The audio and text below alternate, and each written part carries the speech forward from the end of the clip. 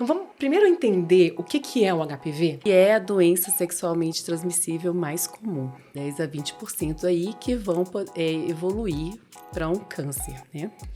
Eu já sou portadora do HPV, né? E eu posso me vacinar? Pode. Por quê? Porque são várias cepas que a gente pode fazer a cobertura, né? A prevenção com a vacina. Algum efeito colateral?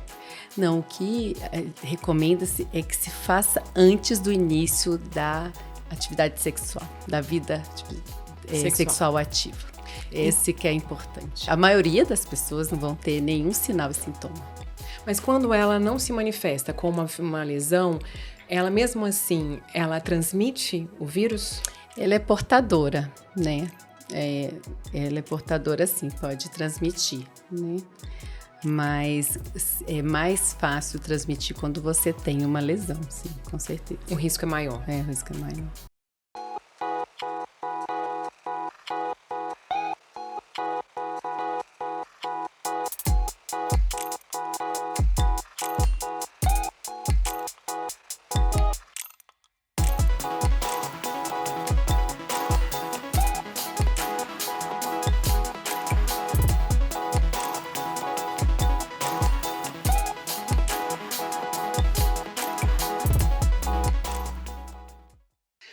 Olá, que bom te receber para mais um bate-papo. Eu sou Viviane Costa e se você está aqui é porque você também quer viver mais e viver bem. Nosso assunto de hoje é HPV, quebrando tabus para prevenir o câncer. E a nossa convidada de hoje é a doutora Fernanda Guedes, que é oncologista da DAS Oncologia, mestre e doutora pela Universidade de Brasília. Muito bom te receber aqui hoje para essa conversa. Vivi, prazer, viu? Estar aqui com você. Olha, eu te convidei para esse assunto porque ele é extremamente relevante. Quando a gente pega alguns dados, a gente observa que pesquisas dizem que 80% da população sexualmente ativa, em algum momento da vida, pode ter contato com esse vírus do HPV. E essas lesões, elas podem evoluir para um câncer. Então, apesar dela ser extremamente comum, muitas pessoas não sabem o que é ou têm algum receio, um desconforto de conversar sobre esse assunto. Então, vamos primeiro entender o que é o HPV? Então, HPV, né, é uma sigla americana, né, do papilomavírus, né, humano, e é a doença sexualmente transmissível mais comum. E igual você falou, né, 80% da população sexualmente ativa é portadora do HPV. Então, em números, né, 9 a 10 milhões, né, de brasileiros, eles são portadores, então, do HPV, né? Isso são dados da OMS, né? Então, é a doença sexualmente transmissível mais prevalente, né? E, doutora Fernanda, como é que se manifesta? Então, o HPV, ele pode ser assintomático, né? Então, o paciente pode ser portador e não ter apresentação nenhuma, tá? E ele pode ter tido contato com o vírus do HPV e a imunidade dele ter conseguido combater, né? E ele não ser mais portador do vírus. Como ele pode ter apresentar, por exemplo, verrugas genitais, que são lesões benignas, ou ele pode, aí é 10 a 20% da população portadora do HPV, normalmente de cepas de alto risco, 10 a 20% aí que vão evoluir para um câncer, né? Porque quando a gente fala em HPV, não é um único vírus, né? Não, isso. São quase 200 cepas diferentes, tá? Mas as que são mais relacionadas ao câncer, né? Maior alto risco, é o número 16 e número 18. Tá? São os que são de maior alto risco e que estão relacionados, então, com câncer de orofaringe, com câncer de colo uterino, câncer de vulva e vagina, câncer anal e câncer de pênis, que são os de risco, né, que estão associados ao HPV. Pois é, quando a gente fala do risco do HPV, muitas pessoas ficam mais preocupadas em relação às mulheres, porque o câncer de colo de útero, acho que é o mais falado, mas não é o único e que traz problemas também graves, como esse que acabou de falar, né, do orofaringe, que é transmitido também na relação sexual. Isso, o câncer de orofaringe, né, nos Estados Unidos, por exemplo, que eles têm as estatísticas, né, maiores, assim, 70% dos casos de câncer de orofaringe lá são HPV positivos, atinge uma população mais jovem e está associado, então, à prática do sexo oral.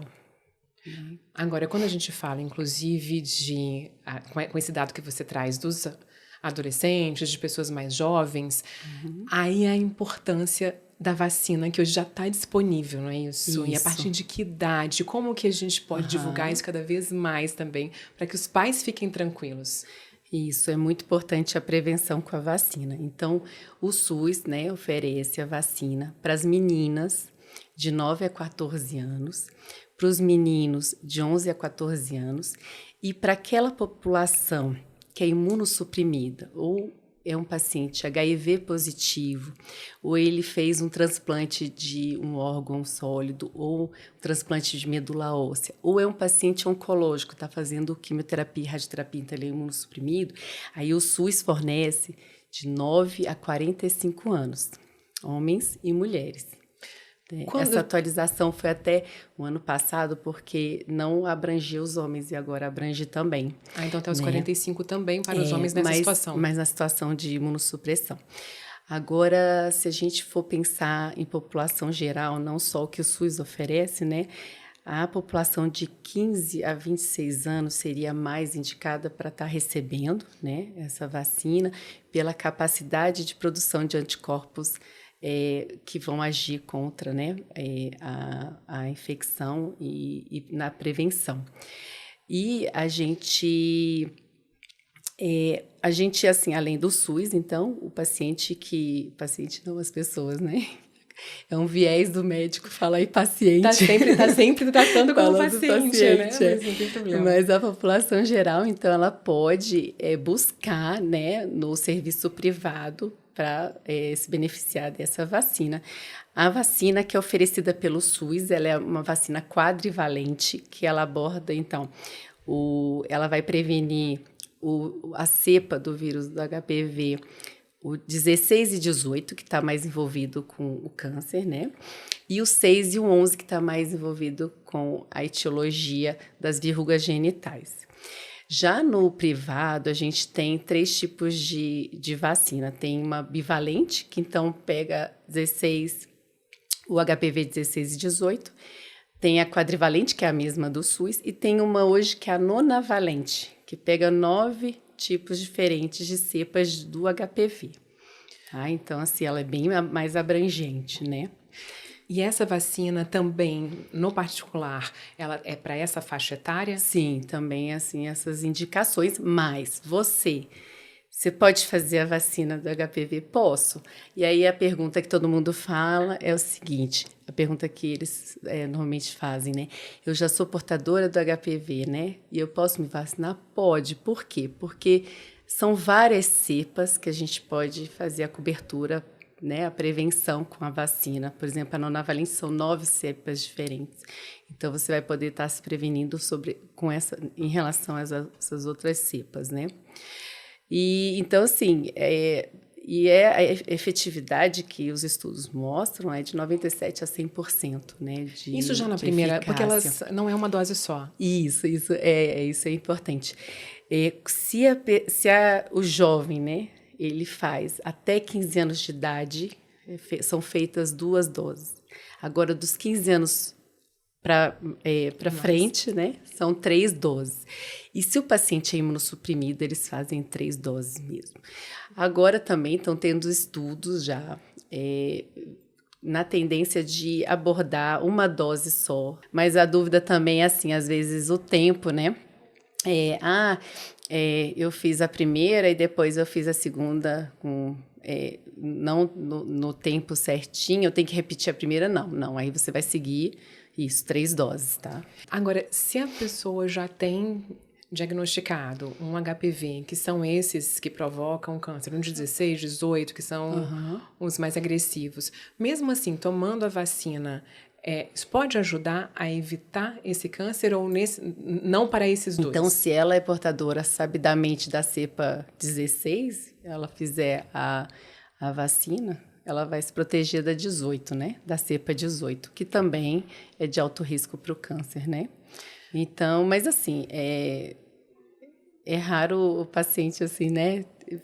Porque para ela evidenciar, assim, evidenciar que tem a presença do HPV de alto risco, normalmente são as pacientes que já têm uma doença pré-maligna, né, que foi fazer uma avaliação mais profunda e citológica para ver o DNA do vírus mesmo, né, para ter essa certeza, né, que ela é portadora, né, do vírus. Agora, tem uma outra dúvida, que inclusive que os pais têm, eu me incluo nessa, qual é a melhor idade? Porque o SUS oferece ali entre 9 e 15 anos. Isso.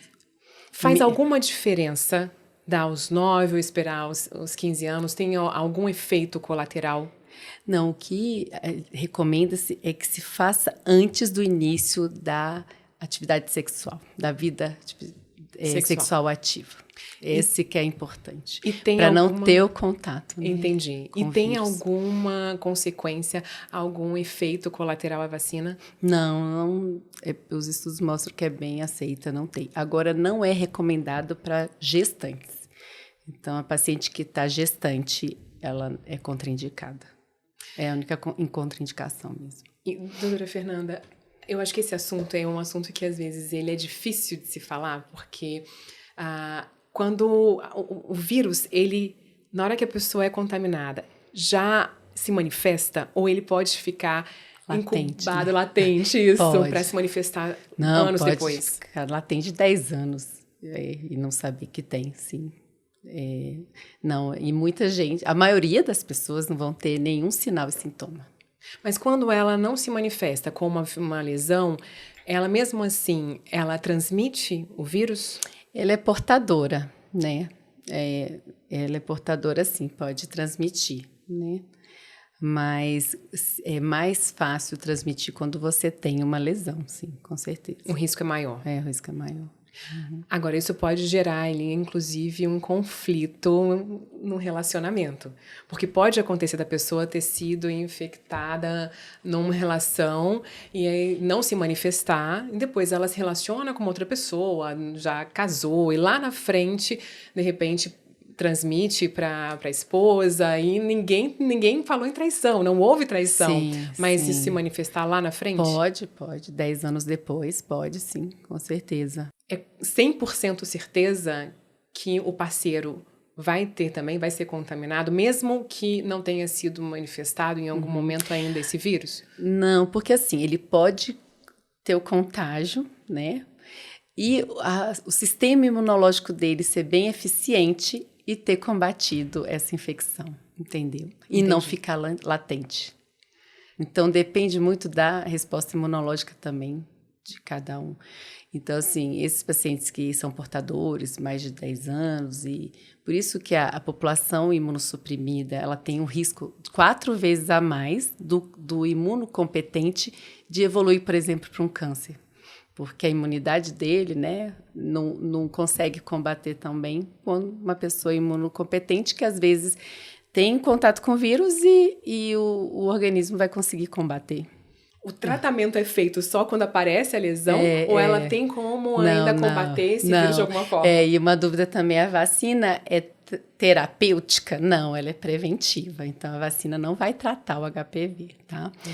Então, você vai tratar quando tem a expressão da doença, né, com sinais. Por exemplo, as verrugas genitais, né, que é tratada, a ginecologista vai fazer a ablação das verrugas genitais. Então, vamos falar assim da prevenção para o câncer de colo uterino, né?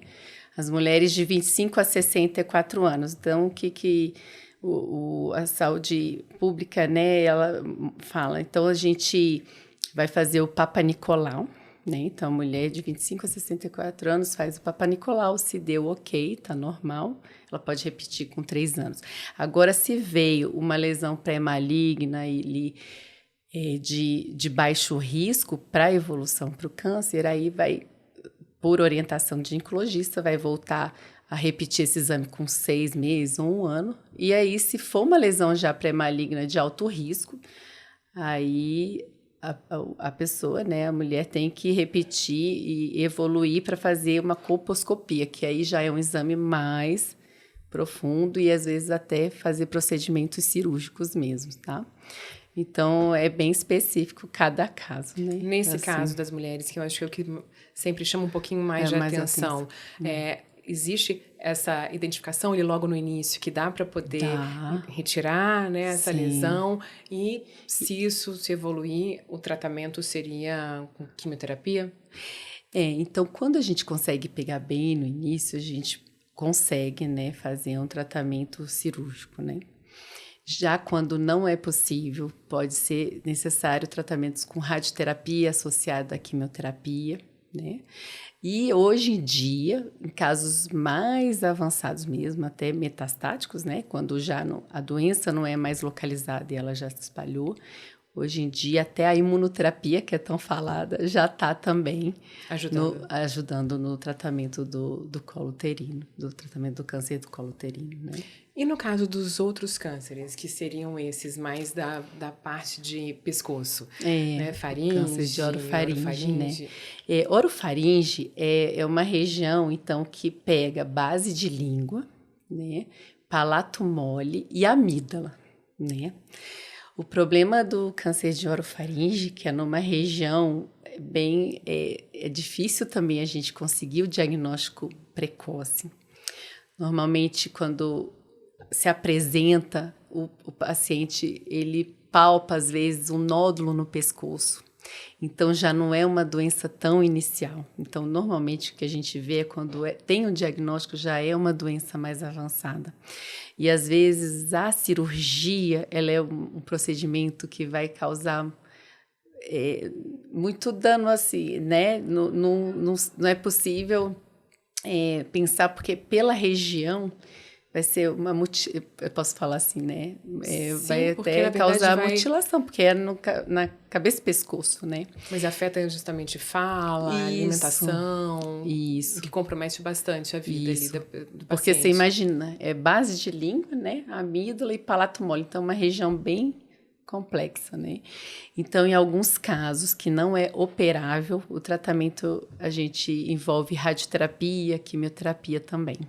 Acaba sendo o de colo de útero muito falado, mas ele é mais fácil, então, pelo que você está me contando, de tratar, até porque a mulher, ela faz regularmente as consultas com uma ginecologista do que um outro câncer como esse, porque quando chega nessa fase, a pessoa às vezes não faz um exame preventivo para diagnosticar se está tudo bem ou não. Quando ela observa, já está mais avançado, com nódulo, não aparece ali uma verruga que chama atenção, é isso?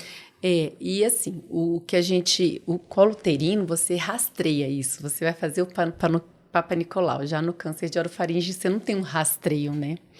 Então, é quando você descobre, normalmente já está um pouquinho mais avançado.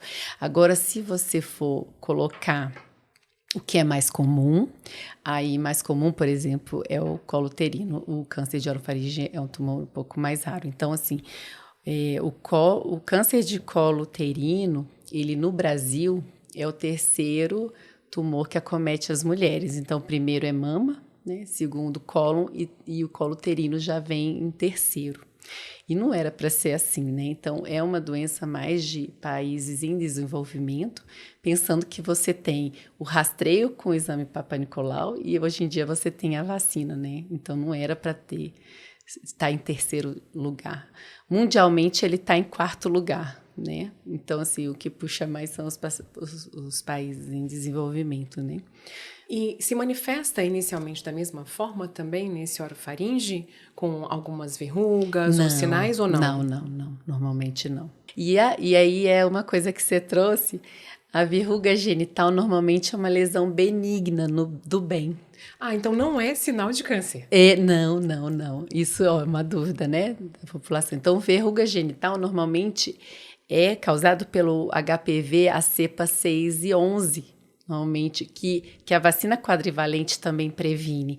Mas essas são lesões do bem, benignas, não são câncer. E dá para a gente identificar ou só depois realmente com algum exame, quando chega já na fase cancerígena? Então, o Papa Nicolau, né, você vai fazer uma citologia, né, e na citologia você vai saber se aquelas células já têm uma diferenciação para um tumor maligno, né. Então, a gente pode dizer, porque às vezes as pessoas confundem em relação ao HPV, o HPV já é um câncer. Não, ele pode evoluir né? Ele é um vírus. É um vírus, isso. O HPV é um vírus, é uma doença, é uma infecção sexualmente transmissível, não é o câncer. Pegou esse vírus. Ele faz um tratamento. 10 anos depois, apareceu, descobriu ali uma verruguinha, alguma coisa, fez um tratamento e aí nos exames ali já deu negativo. Ele está curado ou, ao longo do tempo, com uma imunidade mais baixa, pode vir positivo de novo? Pode. Como uma herpes, por exemplo? Isso mesmo, pode. Então, assim, ele pode ser portador daquelas cepas do vírus e pode ter sintomas em várias épocas da vida, isso. Ele pode, isso mesmo que se associou ao vírus da herpes, né? Às vezes a imunidade baixa e aí se apresenta de forma diferente, né? E às vezes quando o paciente está imunocompetente, está super bem, não aparece, não se expressa, né? Não aparece nenhum sintoma. E as mulheres, elas fazem esse acompanhamento com uma ginecologista anualmente, o que facilita observar qualquer mudança, né? Qualquer sinal. Uhum. O homem, ele também deveria fazer algum tipo de exame para identificar se tem o HPV ou não? Não tem um rastreio, né? No homem, não. Nas mulheres, então, é feito o Papa Nicolau, né? E um SWAB, né? Para análise da presença do HPV, que pode ser na região vaginal ou até anal. Então, os homens que podem fazer, né? Um SWAB anal para ver se tem, que é um teste para HPV, que vai avaliar, então, a presença do DNA do vírus, né? Mas, por exemplo, na cavidade oral, a gente ainda não tem um teste que seja já preconizado para um rastreio. Não existe isso ainda. O SWAB é como se fosse uma raspagem isso, da o SWAB é como se fosse um cotonete, aquele cotonete do exame. Covid-19. Isso, tipo isso.